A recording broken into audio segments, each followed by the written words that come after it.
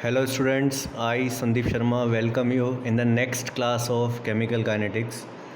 In the previous class we have discussed how can we define order of reaction, and in today's class we are going to discuss different methods to calculate order of reaction. As per your syllabus, there are three important methods to calculate order of reaction, and here we are going to discuss one by one. The very first method is graphical method. Now, graphical method, as per our syllabus, this is a simple method to determine order of reaction. It is basically a hit and trial method, and this is used when there is only single type of reactant is there in a reaction. It means if reactant A convert into product, so this is a limitation that it doesn't involve, or it is not used for those reactions which involve two or more type of reactants. So the limitation is only single type of reactant, then only we can use this method. In this method, we plot a curve between rate of reaction and concentration of reactant. If we get a straight line curve, then we can predict about order of reaction. Like here you can see a graph is plotted between rate of reaction and concentration of reactant. In this curve you can see the rate and concentration, they are directly proportional to each other. You don't know about stoichiometric coefficient of the reactant, whether in the balance equation it is 1, 2, 3, 4, but on the basis of this curve you can say that rate directly proportional to concentration of reactant A.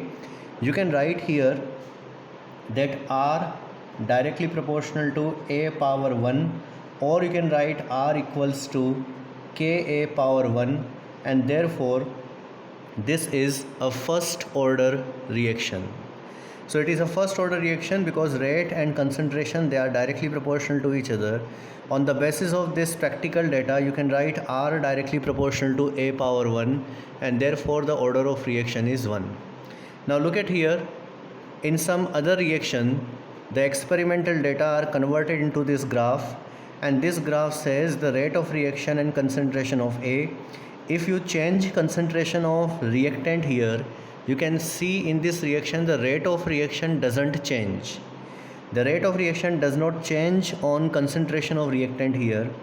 On behalf of this curve, you can say for this particular reaction, rate doesn't depend on concentration of A. You can write A power 0. A power 0 means the rate of reaction not depend on A, or you can write R equals to Ka power 0. Once again, we have not written this on the basis of balanced chemical equation, but we have written this expression on the basis of this practical obtained data. So this is known as rate law expression, and here the order of reaction is 0. Look at this curve also. Again, rate of reaction and concentration.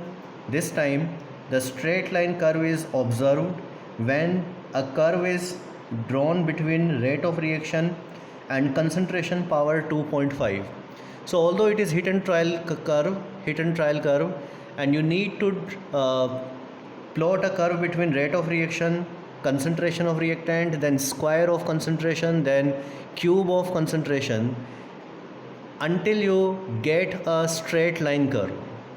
But as per your syllabus, you are not supposed to do this hit and trial method. In the exam, you will be directly provided this curve, and on the behalf of curve you have to identify order of reaction. Like here, if you are given this curve, 1 mark question, what is order of this reaction? So you can see here rate and A. You can write a relation, rate directly proportional to here A power 2.5, or you can write R equal to K A power 2.5, and therefore order of reaction is 2.5. Now one more observation, look at here, suppose a curve rate and A power 2. So here you can't say order of reaction 2 because it is not a straight line curve, but here you can say for this particular curve order of reaction is not 2 because it is not straight line, as well as order of reaction is not 0, because if order of reaction is 0, then we get this type of straight line curve parallel to x axis. So in short, you will be given curve either pass through 0 axis or 0 point, or it is parallel to x axis, and on behalf of curve you have to find out order of reaction. Here order of reaction is 1, here order of reaction is 0, here order of reaction is 2.5. If you are given 1.5 here, then order of reaction is 1.5. So an easy method as per our syllabus, because you will be provided graph directly. The second method to find out order of reaction is initial rate method. To understand initial rate method, look at here one numerical. You are given a balanced chemical equation as 2A plus 2B convert into product. For the reaction you are given 3 experiment 1, 2, 3. You are given concentration of A in molarity, concentration of B in molarity, and you are given initial rate. Initial rate means it is the rate of reaction at minimum possible time interval, and its unit is molarity per minute. Now here in the different experiment, the concentration of A change, in some experiment concentration of B change, and accordingly the rate of reaction, in fact the initial rate also change. You are given all this in the question. Now the question is, you have to write down the rate law expression, followed by you need to calculate order of reaction, and then you need to calculate rate constant also.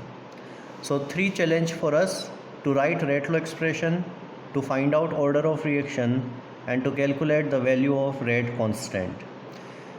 In such type of question, start with a hypothetical rate law expression, and this hypothetical rate law expression involve all the reactants, but do not use these stoichiometric coefficient.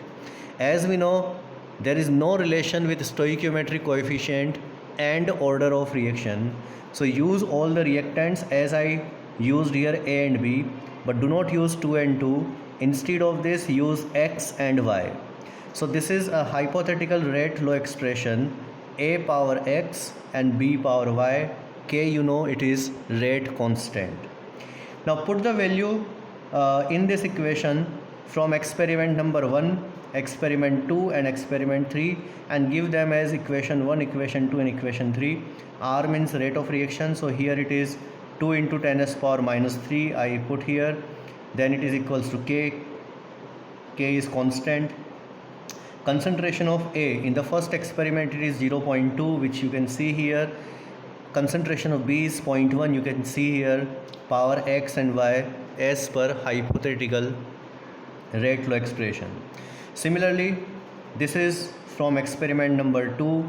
Now the rate of reaction is 4 into 10 s power minus 3, and similarly you have to put concentration of A as well as B, and this is for experiment number 3. Now you have to divide this equation 1, 2 and 3 with each other to get the value of X and Y. Now it is a simple mathematics. You need to divide them to get the value of X and Y. For example, to get the value of X, if we need to calculate value of X, we cannot take these two data because they will cancel by each other. So we are taking here equation number 1 and equation number 3, where the value of X is different, but the value of Y is same, 0.1 power Y and 0.1 power Y. So when you divide equation 3 and 1, 0.1 Y and 0.1 Y will cancel by each other, and therefore we can easily get the value of X. So to calculate X, we are dividing equation 3 and 1. Here equation 3 divided by equation 1. When you divide them, 0.1 power Y cancel by 0.1 power Y, K cancel by K, 10 s power minus 3 cancel by 10 s power minus 3. It is 4 in left hand side equals to 0.4 divided by 0.2 power X and power X. I hope you remember, when the power is same, you can club the base also. So 0.4 power X divided by 0.2 power X, you can also write 0.4 divided by 0.2 power X, and therefore it finally becomes 2 power x. In place of 4 you can write 2 power 2, it is also 4, and therefore here 2 power x. So x is equals to 2 because they both number are equal. If their base is same, their power must be same. So here x is equals to 2. It means the order of reaction with respect to A, order of reaction with respect to A is 2, because we find the value of x as 2. Similarly, you can get the value of y also. To find out value of y, now you can use these two equations, because here the value of y is different, but it's good to use equation 1 and 2, because the value of y is different but value of x is same, so it will minimize our effort in calculation. Once again, 0.2 power x, 0.2 power x, this will cancel with each other. So we should use equation 1 and 2, as they will get cancelled by each other, and we can easily calculate value of y. So here it is equation 2 divided by equation 1, 4 into 10 s power minus 3 divided by 2 into 10 s power minus 3, and similarly here also you can write the correct values. 0.2 power x cancelled by 0.2 power x, k cancelled by k, here it is 2, and once again when we club the base it is 2 power y. You can replace 2 by 2 power 1, it is equals to 2 power y, and therefore you can see now the value of y is 1. So x is 2 and y is 1. Order of reaction with respect to A is 2 and order of reaction with respect to B is 1. The overall order of reaction is 2 plus 1, it is equals to 3. So as soon as you get the value of x and y, we got the first answer, the rate law expression. Now rate law expression is r equals to k, the power of A is 2 and power of B is 1. We get the second part of question also, order of reaction, it is 2 plus 1 equals to 3. And the last part, it is calculate rate constant. Now to get the value of rate constant, you can put the value of x and y whether in equation 1, equation 2 or equation 3. Put the value of x and y, which we know it is 2 and 1 in this question. So once you put the value of x and y, you will get the value of k. Now interestingly, when you calculate the value of k from equation 1 or equation 2 or equation 3, you will get same value, because k is rate constant and its value doesn't depend on concentration or time. The value of k remains same throughout the reaction. So look at here, this was our rate law expression, hypothetical rate law expression, A power x and B power y. We calculated x equal to 2, y equals to 1. So now finally the rate law expression is r equal to k, A power 2 and B power 1. Order of reaction 2 plus 1 equals to 3. And from equation 1, when we put the value of concentration of A and concentration of B, now solve to get the value of k, 0.2 power 2, 0.1 power 1. When you solve it, you can write this as 2 to power 2, 4, and 0.1 power 2 into 0.1, it becomes 10 s power minus 3. 10 s power minus 3 cancel by 10 s power minus 3. So the value of k is 2 by 4, or it is 0.5. Now what is the unit of k?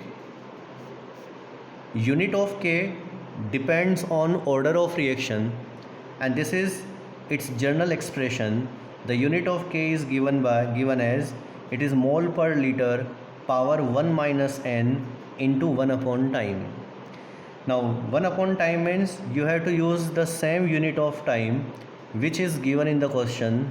No need to change the unit of time. There is no standard unit of time in this chapter. So if the time is given in minutes, as in this question, you just write minutes here. N is order of reaction. So once you get order of reaction, you can put the value of n here to get the unit of rate constant. For example, in this question, the order of reaction is 3. So the value of n is 3, and therefore the unit of k will be mole per liter power minus 2 into 1 upon time, which is given in minutes in this question. So whatever the order of reaction, it will decide the actual unit of rate constant. I repeat once again, it is 1 minus n, and where n is order of reaction. Now in case the concentration is given in bar, or it is given in atmosphere, or it is given in any other possible unit of concentration or partial pressure, you need to use the same unit, but the power remains same. It is 1 minus n. Here also atmosphere power 1 minus n divided by time, as here it is divided by time. So this is the unit of rate constant, and sometimes you may ask a question of 1 mark on the basis of the unit of rate constant. You may ask to find out order of reaction. Now third and the most important method to find out order of reaction, it is integrated rate law method. Now this is also basically a hit and trial method to find out order of reaction. In the previous question I told that the value of K remains same throughout the reaction. Now this method based on the same principle that rate constant remains same throughout the reaction. It doesn't change with time, it doesn't change with concentration. So in this method we will determine the value of K at different time by the using of different formula for different type of order of reaction. Now this is hit and trial method. There is a separate formula to calculate value of K for zero order reaction, for first order reaction, for second order reaction, for 1.5 order of reaction. But as per our syllabus, you need to prepare this formula, in fact this method, only for zero order reaction and for first order reaction. For zero order reaction, the formula is given here. It is K, which is rate constant, equals to A naught minus A divided by T. A naught is initial concentration of reactant. Initial concentration of reactant means it is concentration of reactant when time is 0. I repeat, this is concentration of reactant when time is equals to 0. A is concentration of reactant at a particular time t. The value of A depend on this time. Whatever time is whatever time you are using, the same reflecting here. You have to write the concentration A depending on this particular time. So this is initial concentration when time is 0, and this is the concentration at this particular time t. This is the formula to calculate rate constant for zero order reaction. Similarly, this is the formula to calculate the value of rate constant for first order reaction, K equal to 2.303 upon T log A naught upon A. Once again, A naught is initial concentration and A is concentration at this time T. Now this is zero order formula, this is first order formula, and similarly you can derive formula for second order, third order, 2.5 order, 1.5 order with the help of integration. But as per our syllabus, you need to prepare only for zero order and first order. Now remember 2-3 points here. First, the value of K remains same in a particular chemical reaction. It never change with time or concentration. So this method is based on this particular principle. Suppose you have in this type of question you will be given two type of data. One is concentration of reactant and second is time. You will be given this two number here. One is time and other is concentration of reactant. So if you are given this two data, you can use this formula or you can use this formula. As I told, this is a hit and trial method. Now suppose you have used this formula which is for zero order and the value of K remains same. Time means you are given 0 minute, 5 minutes, 10 minutes, 15 minutes, 20 minutes. So you calculated the value of K at 5 minutes, at 10 minutes, at 15 minutes, at 20 minutes with the help of this formula. And if the value of K remain constant, I repeat, you calculated the value of K by this formula at 5, 10, 15, 20 minutes, and if the value of K remain constant, then it will be a zero order reaction. But in case the value of K is different at 5 minute, 10 minute, 15 minute, 20 minute, by using this particular formula, then you will say it is not a zero order reaction. I repeat, if the value of K is same, constant at 5, 10, 15, 20 minutes by this formula, then it is zero order reaction. If it is not constant, it is not a zero order reaction. If it is not a zero order reaction, it might be a first order reaction. In that condition, you have to use this formula now. Once again, calculate the value of K at 5 minutes, 10 minutes, 15 minutes, 20 minutes and so on. Now by using this formula, and in case if K is same by using this formula, if K is constant by using this formula, then it will be a first order reaction. So you can conclude only once you get the constant value of K, either by using this formula or by using this formula. If you use this formula and the value of K constant, then it will be zero order reaction. If you use this formula and value of K remain constant, then it is first order reaction. So hit and trial method, you have to calculate till you get a constant value of K. Now one advantage for us, because as I told you, as per our syllabus, you may ask question only for zero order and first order. Though it is hit and trial method, but no need to proceed zero order followed by first order. Just look at this data and read here, if both delta X, it means change in concentration, and change in time are constant, it will be a zero order reaction. Now this is not a reason to identify order of reaction, but this is a hint, this is a clue for us that if both change in concentration and change in time are constant, then it may be a then it may be zero order reaction. And if one or both delta X and delta T are not constant, then it may be a first order reaction. So though hit and trial method, but we can have this advantage. Check the data. For better understanding, look at here, one numerical is given here. For the following data were obtained in a reaction. Find out order of reaction. The following data were obtained in a reaction. Find out order of reaction. You are given concentration of reactant and you are given time in minutes. Now look at this data. As I told you in the previous slide that you are given two data here, one is time and other is concentration. We need to use integrated rate law method to find out order of reaction. Now look at here, change in time. It is 2 minutes duration, then once again change in time by 2 minutes, 2 minutes and 2 minutes.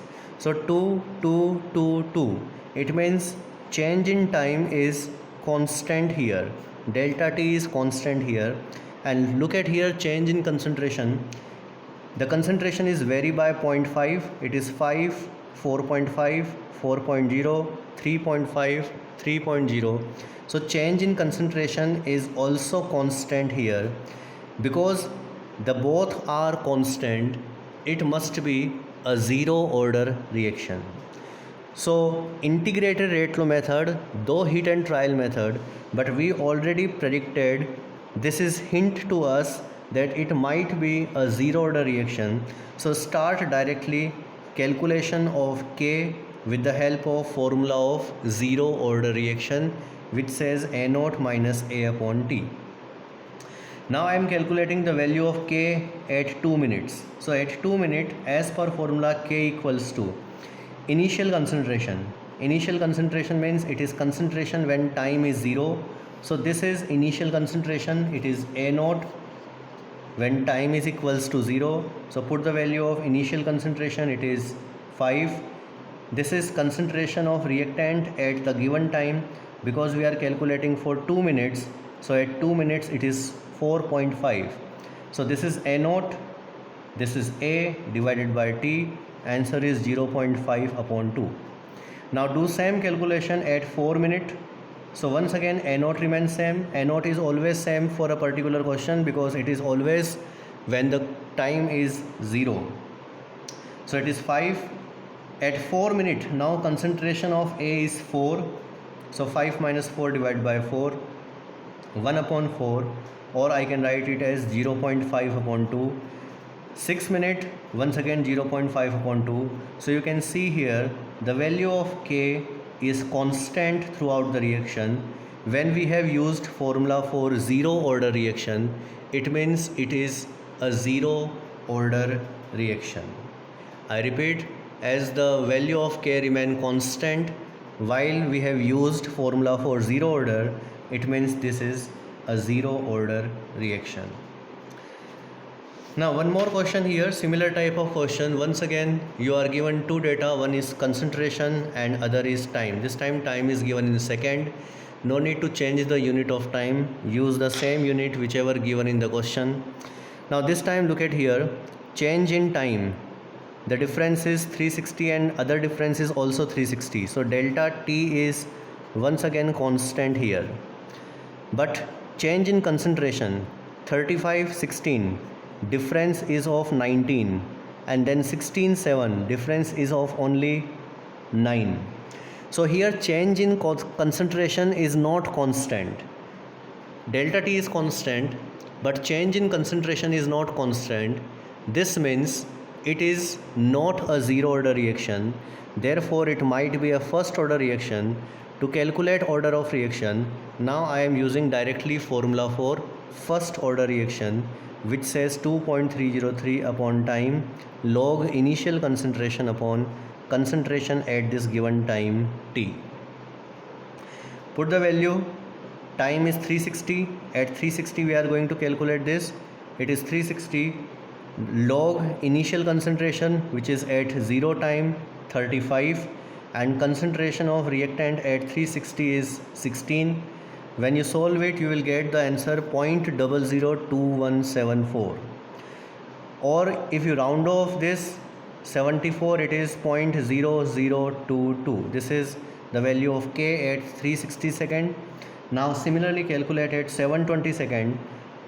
This is time 720, initial concentration same 35, and concentration of A at 720 is 7. When you solve it, you will get 0.0022. You can see they are same value or they are very very close value. So the value of K once again constant, but this time we have used formula for first order. So this is a first order reaction. So you can conclude only once you will get the constant value of K. If first order formula, then first order. If zero order formula, then zero order.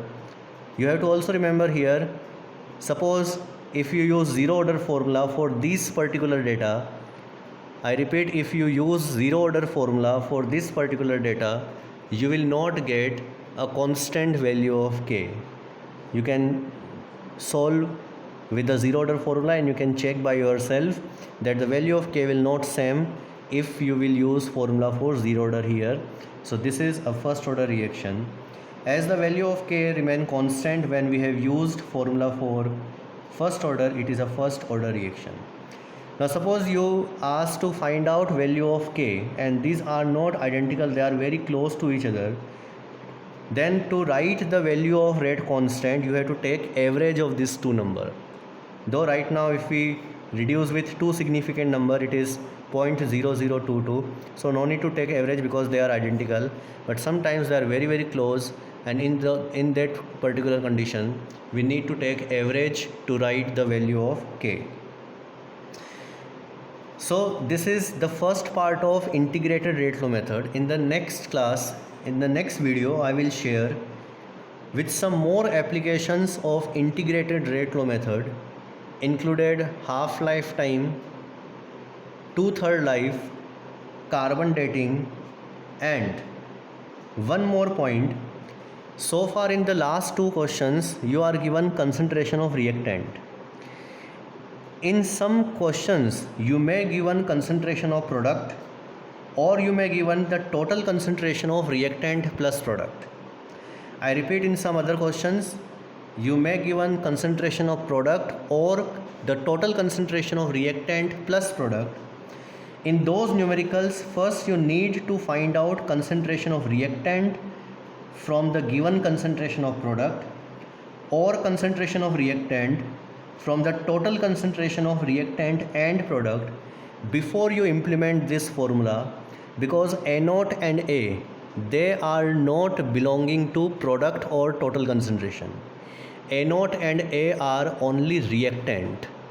So in the next class, in the next video, I will share, if you are provided product or the total concentration, how can you calculate concentration of reactant before you implement these formula to calculate order of reaction.